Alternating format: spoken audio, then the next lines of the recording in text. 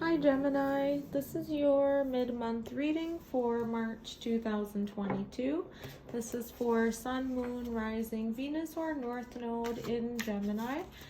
Take what resonates, leave what doesn't, as this is a general reading. So let's dive right in, and we'll be looking at your recent past, present, and near future energies. So diving right in, Seven of Swords, Seven of Cups, double sevens, and Page of Pentacles. So it seems like there's some indecision, something going on behind the scenes that you might not be aware of. Especially with the Seven of Swords, this can signify secrets, deceit, going behind someone's back, doing something in the shadows almost. With the Seven of Cups, we have an energy of indecision. Maybe you have a lot of options, a lot of things going on in your life, so it's causing you to be in a state of almost daydreaming or writing pros and cons lists, looking at all the different opportunities or options that are coming to you or towards you. And we have with the Page of Pentacles, perhaps one of the opportunities that is being presented to you with the Seven of Cups energy is something of a financial nature, perhaps a small raise at work or a new business opportunity somebody might be presenting to you. So it's something that you are keeping hidden from others, maybe because you haven't made a decision yet. It's something that you're not talking about. So you're in that state of, you know, going over the different options.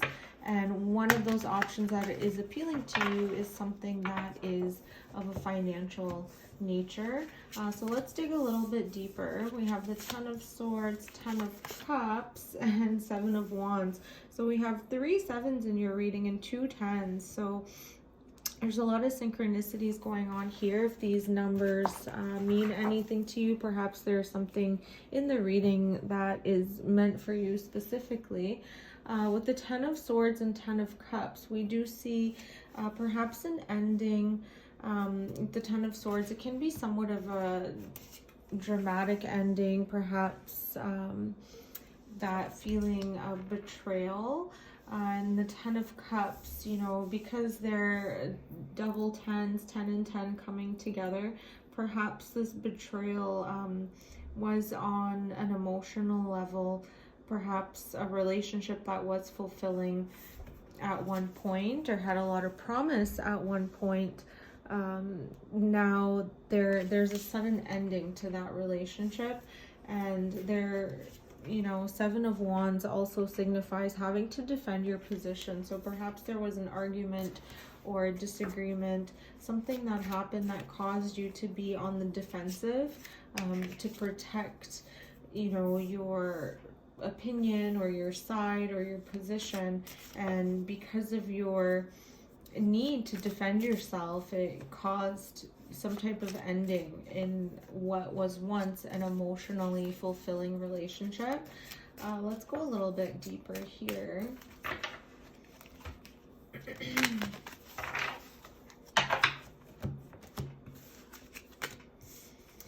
We have the Queen of Wands, the Moon card, and the Four of Swords.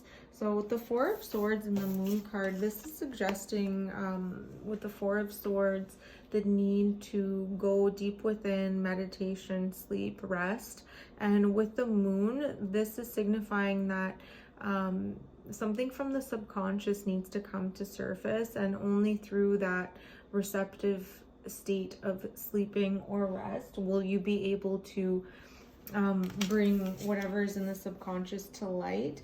And with the Queen of Wands, signifying that it's something of a creative nature, a feminine energy that is able to tap into her creativity. Again, it doesn't need to be a female, but a feminine energy that is able to tune into that creativity in order to manifest any creative projects going forward. So perhaps it's you, you know, going back to your recent past with that indecision or small offer that was coming into you, amongst many other things that you had going on.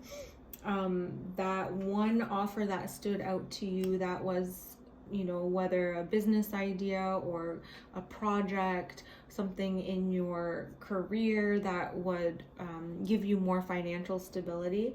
I'm seeing that relationship between that offer and the Queen of Wands here, where you are able to manifest or go forward with that idea if you are able to tap into that feminine creative energy in order to perhaps, you know, come up with ideas for a project, or offer a creative outlook for someone that was asking for advice. And the way that you're able to do that is through that period of rest and receptivity, and digging deep into the subconscious. So going within in order to to pull out whatever is in the subconscious to the conscious, to the surface, and then channel that in a creative way, in a creative outlet. But it also seems while you have that energy going on, you also have something going on in your personal life where you are having to defend yourself, and this is causing some type of betrayal in a personal relationship.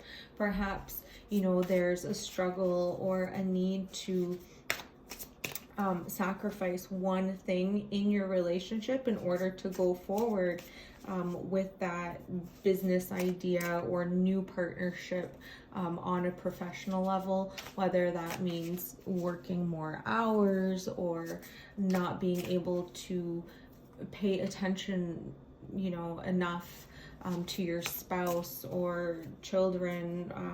So there is that need or that pull to sacrifice one thing in order to achieve another thing. It doesn't always necessarily have to go that way, but this is the energy that I'm getting, especially with the Seven of Wands, where you are feeling the need to defend yourself. So it's almost that feeling of, you know, well, let me just sacrifice some time now to get this project or idea running. Let me get it going. And, you know, we have to sacrifice some time here, and we'll make it up in the future, you know.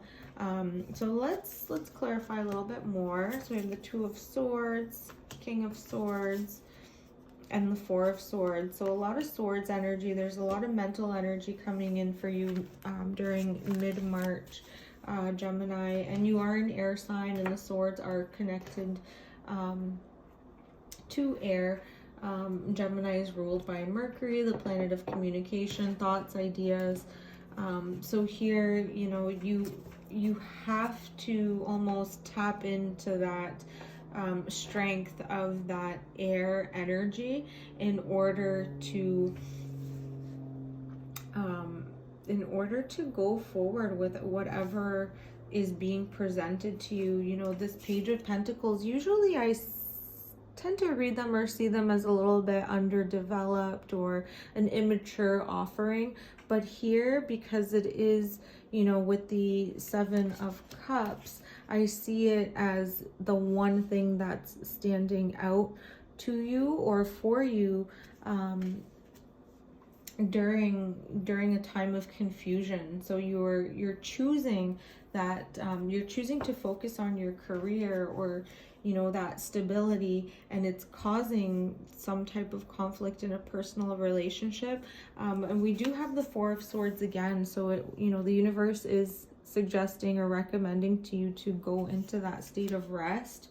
And with the King of Swords and Two of Swords here, you know, just choosing to be firm in your boundaries and your communication in order for you to have that rest and recuperation, and to be able to go into that state of meditation in order for you to tap into that creative energy so you can go forward with the project or idea, whatever you'd like to pursue on that level.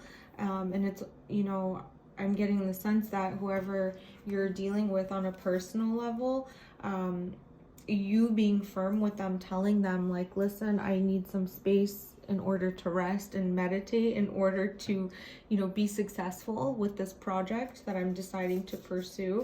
And it's, you know, again, it's causing conflict, but at the same time, it's needed for that greater sacrifice. So let's clarify the entire reading with the Starseed Oracle deck, or just, you know, call in for greater guidance and support here.